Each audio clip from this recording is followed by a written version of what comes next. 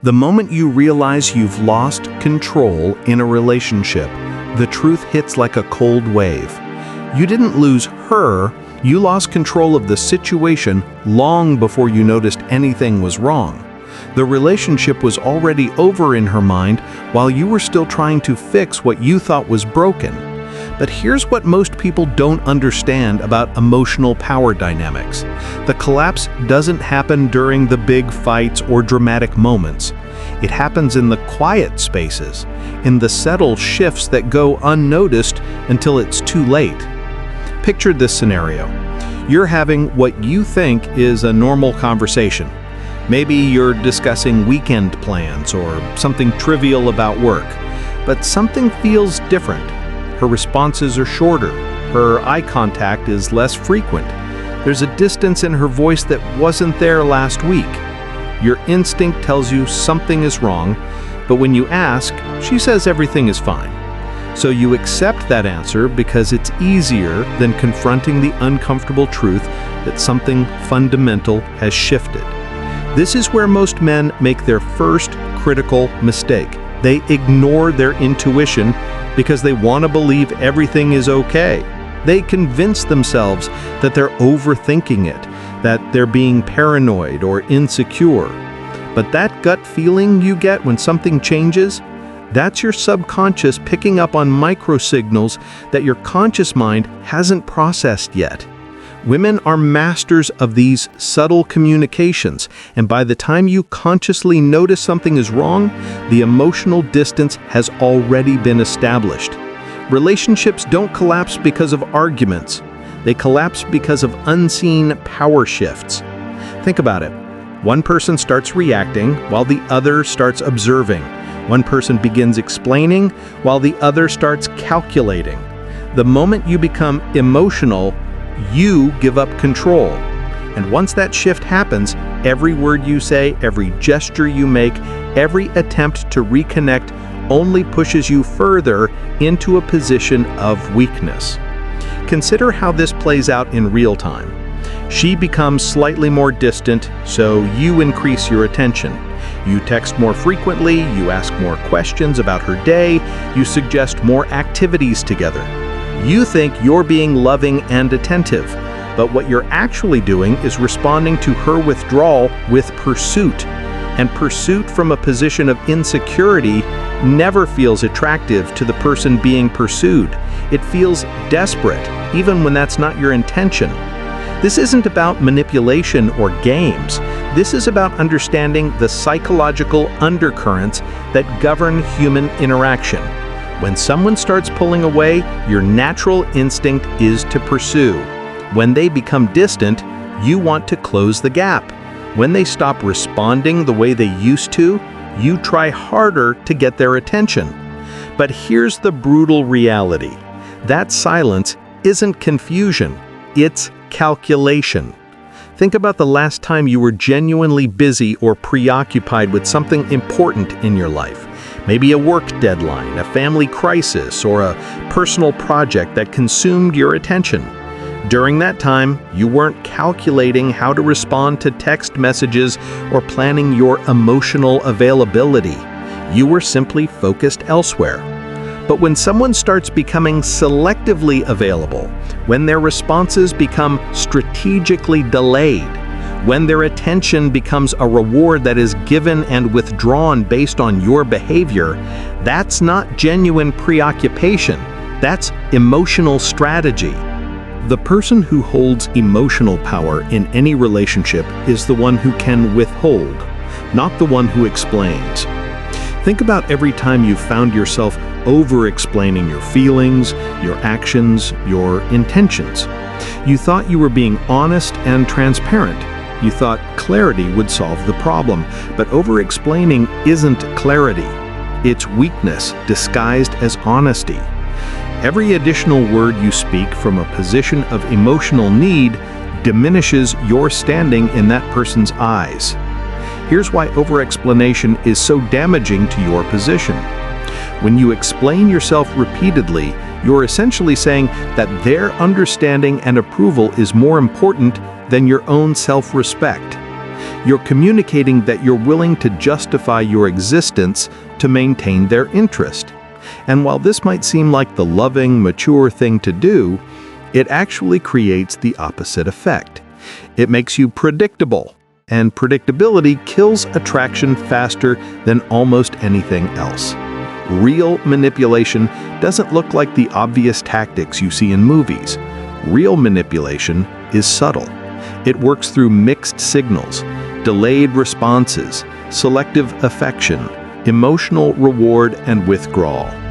The person doing it might not even be consciously aware they're doing it. They're simply responding to their own emotional needs and using whatever tools give them the outcome they want. And the most effective tool is your emotional reactivity. Let me paint a picture of how this manipulation typically unfolds. Monday, she's warm and engaging, responding to your messages quickly, laughing at your jokes, making plans for the weekend. Tuesday, she's distant and distracted, giving short responses, seeming annoyed by your attempts at conversation. Wednesday, she's back to being warm, but not quite as warm as Monday.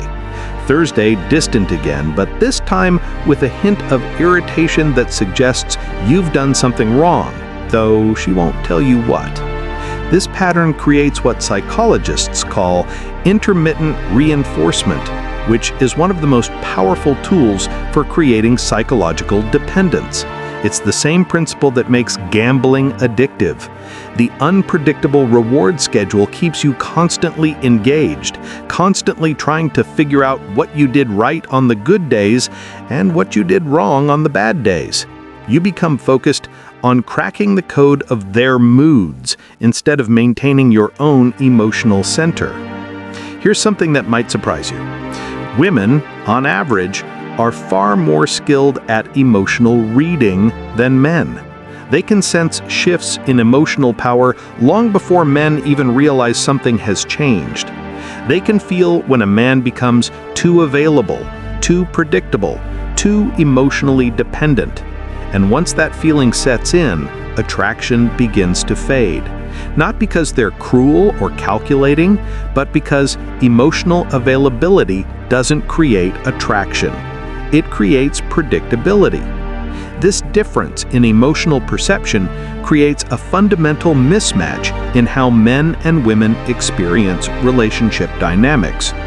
Men tend to be more direct in their communication and more literal in their interpretation of words. When a woman says she needs space, a man often hears that as a temporary request that can be solved by giving her a day or two alone. But women often communicate in subtext and emotional undertones. When she says she needs space, she might be communicating that the emotional dynamic has become suffocating and that fundamental changes need to happen in how you relate to each other. Men often make the mistake of thinking that showing more emotion, being more vulnerable, explaining their feelings more clearly will create deeper connection. But women don't respond to effort alone. They respond to emotional stability. A calm person always holds more power than an emotional one. This doesn't mean being cold or distant. It means being centered, grounded, and secure in yourself, regardless of how others respond to you. Emotional stability is attractive because it suggests that you won't become a burden on someone else's emotional resources. When you're constantly seeking reassurance, constantly needing validation, constantly explaining yourself, you're essentially asking the other person to manage your emotional state. And that's exhausting for anyone, regardless of how much they care about you. The trap that most men fall into is attaching their self-worth to female approval. When that approval is withdrawn, even temporarily, panic sets in. They start questioning everything about themselves. They start changing their behavior to try to win back that approval. They start explaining and justifying and pursuing. And with each step, they move further away from the person they were when the attraction first existed. This attachment to approval creates a vicious cycle. The more you need their validation, the less valuable that validation becomes to them. The more you chase their attention, the less special that attention feels when you receive it.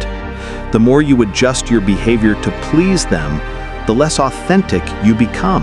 And authenticity was likely one of the things that attracted them to you in the first place. Understanding these dynamics isn't about becoming manipulative yourself. It's about recognizing when you're being manipulated and choosing not to participate. When you understand that someone's hot and cold behavior is designed to keep you emotionally invested, you can choose not to react. When you recognize that delayed responses and mixed signals are tools of control, you can choose not to chase. The most powerful realization you can have is this: the person who needs less controls more. This isn't about being heartless or uncaring, it's about maintaining your emotional center regardless of external circumstances. Detachment doesn't mean coldness, it means self-control. It means not allowing someone else's emotional state to dictate your own. Think about the last time someone had emotional power over you. What did that look like? Probably you found yourself constantly checking your phone, analyzing their words for hidden meanings, adjusting your behavior based on their responses. You were reactive instead of responsive. You were following instead of leading. You were seeking validation instead of maintaining your own emotional equilibrium.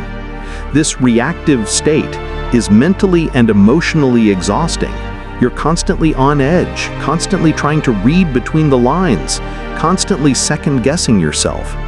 Your thoughts become consumed with questions like, what did they mean by that? Why did they take so long to respond? What can I do to get back to how things were? This mental preoccupation takes you away from your own life, your own goals, your own sense of self. The shift happens when you realize that your emotional state is your responsibility, not theirs. When you stop trying to control their feelings and start controlling your own. When you stop explaining yourself to people who have already made up their minds. When you stop pursuing people who are pulling away and start focusing on your own growth and stability. This shift requires a fundamental change in how you view relationships. Instead of seeing them as something you need to maintain through constant effort and attention, you start seeing them as something that should enhance your life without requiring you to sacrifice your sense of self. Instead of viewing the other person's approval as necessary for your happiness, you start viewing it as a nice addition to an already fulfilling life. This awareness doesn't make you toxic, it makes you aware. There's a difference between understanding emotional dynamics and using them to hurt people. Understanding them protects you from being unconsciously manipulated. It helps you recognize when someone is using emotional tactics to control your behavior.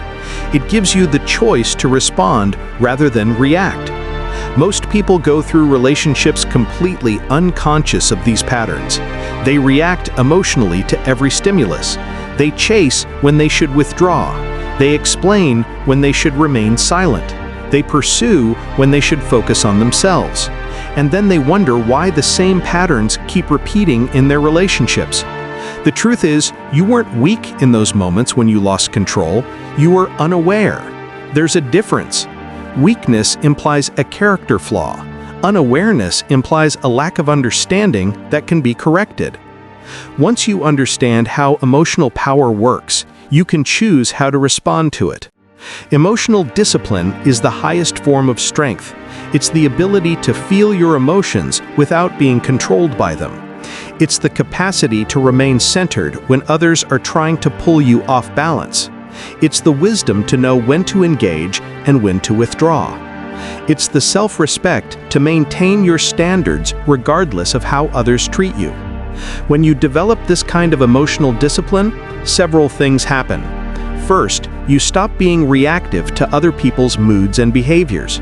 Second, you stop seeking validation from external sources. Third, you start attracting people who respect your boundaries rather than people who try to manipulate them. Fourth, you regain control over your own emotional experience. The goal isn't to become emotionally unavailable or manipulative yourself. The goal is to become emotionally stable and self-directed, to respond from a place of choice rather than compulsion, to maintain your center regardless of external circumstances, to understand the difference between genuine connection and emotional manipulation. This understanding transforms how you approach all relationships, not just romantic ones. You start recognizing emotional manipulation in friendships, family relationships, and professional settings. You develop the ability to maintain your emotional equilibrium regardless of how others behave. You stop taking other people's emotional states personally. The most liberating realization is that you don't need anyone's approval to feel good about yourself. You don't need anyone's attention to feel worthy. You don't need anyone's validation to know your value. When you truly internalize this, you become immune to most forms of emotional manipulation because they rely on your need for external validation. When you stop reacting emotionally, you stop being manipulated. When you stop seeking validation, you regain power. When you stop explaining yourself to people who don't want to understand, you reclaim your energy. When you stop pursuing people who are pulling away, you create space for people who want to move toward you. This isn't about becoming cold or calculating. It's about becoming conscious and intentional. It's about understanding the psychological patterns that govern human interactions and choosing how you want to participate in them. It's about maintaining your emotional center while still being capable of deep connection and genuine intimacy. The difference is that now you're connecting from a place of strength rather than need. You're sharing yourself because you choose to, not because you're seeking validation. You're present because you want to be, not because you're afraid of being alone. This is the foundation of healthy, balanced relationships where both people maintain their individual power while choosing to share their lives together. Understanding emotional power dynamics gives you clarity. It helps you see situations as they really are, rather than as you wish they were. It protects you from unconscious manipulation while allowing you to build genuine connections with people who respect your boundaries and match your emotional maturity. This awareness is your freedom. Freedom from reactive patterns that keep you stuck. Freedom from seeking validation from people who don't value you. Freedom from explaining yourself to people who have already decided not to understand. Freedom to choose relationships that enhance your life rather than drain your energy. The journey toward emotional mastery isn't easy, but it's the most important work you can do. Because when you master your own emotions, you master your life. When you understand these dynamics, you can navigate them consciously. When you develop this awareness, you transform from someone who reacts to circumstances into someone who creates them. Enjoying the video? Smash that like button, and subscribe now so you don't miss upcoming videos.